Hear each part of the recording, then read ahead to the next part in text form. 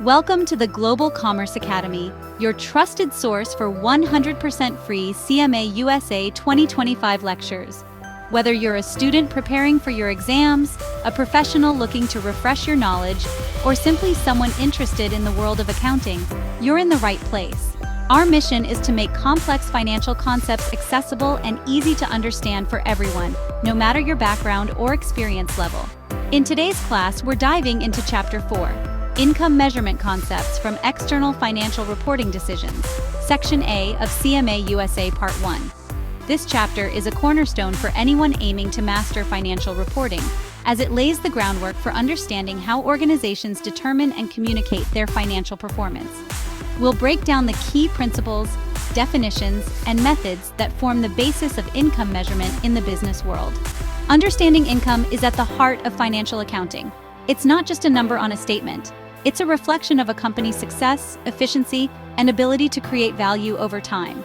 Income figures influence critical decisions made by investors, managers, and regulators. That's why it's essential to grasp not only what income is, but also how it's calculated, interpreted, and used in real-world scenarios. But income isn't just revenue minus expenses. There are many factors and adjustments that can affect how income is measured, such as timing of revenue recognition, matching of expenses, and consideration of non-operating items. We'll explore the nuances that make income measurement both challenging and fascinating, including the impact of accounting policies and estimates. There's much more depth. Let's explore how companies measure, present, and report income the right way under GAAP. By the end of this chapter, you'll have a solid understanding of the rules and concepts that guide income measurement, and you'll be better equipped to analyze financial statements with confidence. So, let's get started on this important journey into the world of income measurement. When most people hear the word income, they immediately think of sales or the money a business brings in from selling its products or services. But in the world of accounting and finance, income is a much broader and more nuanced concept. It's not just about the cash that comes in from customers. Instead, income represents the overall financial performance of a business over a certain period, taking into account a variety of factors that go far beyond simple sales figures. Under accounting principles, net income is calculated using a specific formula: revenues minus expenses, plus any gains, and minus any losses. Revenues are the total amounts earned from the company's main business activities, while expenses are the costs incurred to generate those revenues. Gains and losses, on the other hand, come from activities outside the core business, such as selling an asset or settling a lawsuit. This means that income includes several components. There's operating income, which comes from the company's primary business operations. Then there's non-operating income, which might include things like interest earned on investments or dividends received from other companies. Additionally, gains and losses from events like asset sales, legal settlements, or even currency fluctuations are all factored in to give a complete picture of income. All of this information is summarized in a key financial document known as the income statement, or profit and loss statement. This report provides a clear snapshot of a company's profitability over a specific period, such as a quarter or a year, showing not just how much money was made, but how it was made. By carefully measuring income, stakeholders, including investors, managers, and creditors, can assess how well a business is performing, how efficiently it's operating, and what risks it might be facing. Understanding income in this comprehensive way is essential for making informed business decisions and planning for future growth. The CMA exam focuses heavily on accrual accounting, not cash basis. Accrual basis means revenue is recognized when earned and expenses are recorded when incurred. For example, a December sale is reported in December, even if the cash is received in January. An electricity bill from December is an expense in December, even if paid in January. This improves accuracy, but requires careful matching and timing. The matching principle is a key part of income measurement. It says match expenses to the revenue they help generate. For example, cost of goods sold is matched to the sale of goods, and sales commission is recognized when the sale happens. Mismatched recognition leads to distorted profit.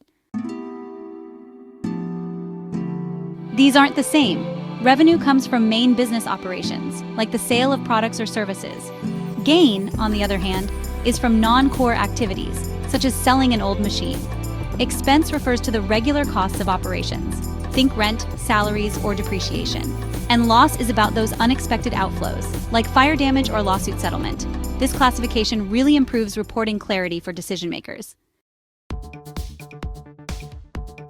When it comes to understanding how companies report their financial performance, one of the most important documents you'll encounter is the income statement.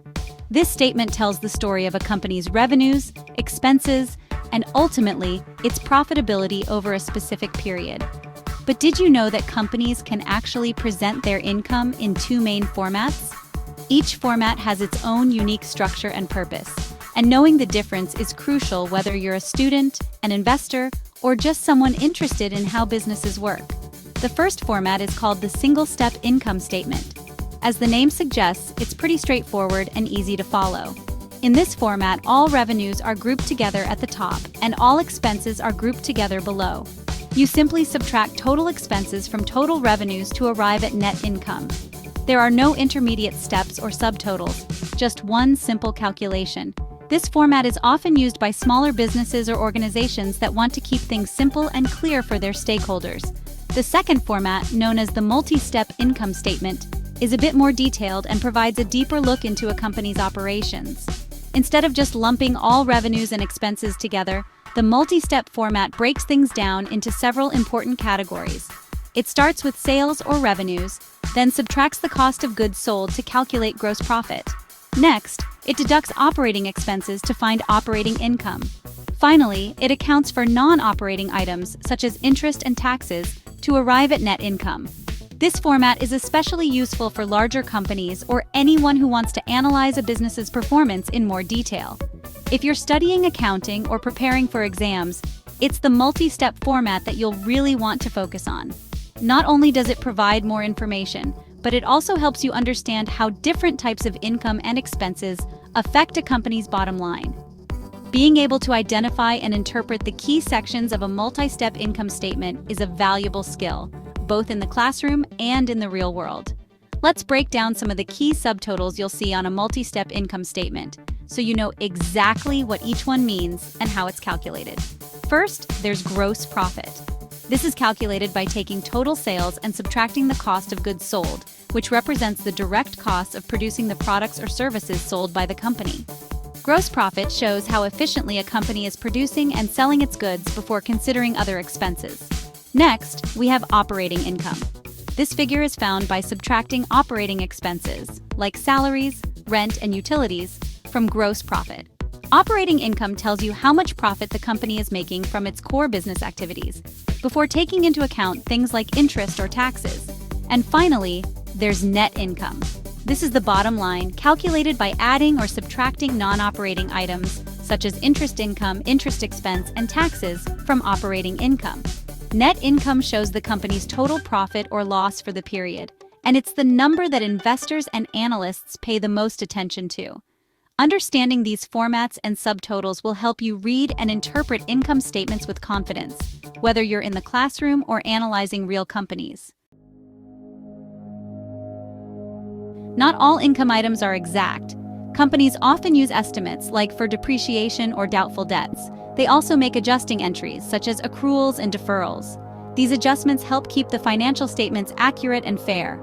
Also, don't forget, earnings per share, or EPS, is calculated as net income divided by the weighted average shares.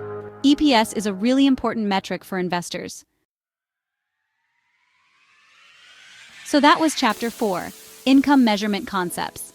We covered income categories, accrual versus cash, the matching principle, statement formats, and some real-world examples. Make sure to subscribe to the Global Commerce Academy for the complete CMA USA 2025 course, explained chapter by chapter, 100% free. And hey, drop a comment if you need notes, test questions, or quick revision slides. We're here to help you pass on your first attempt.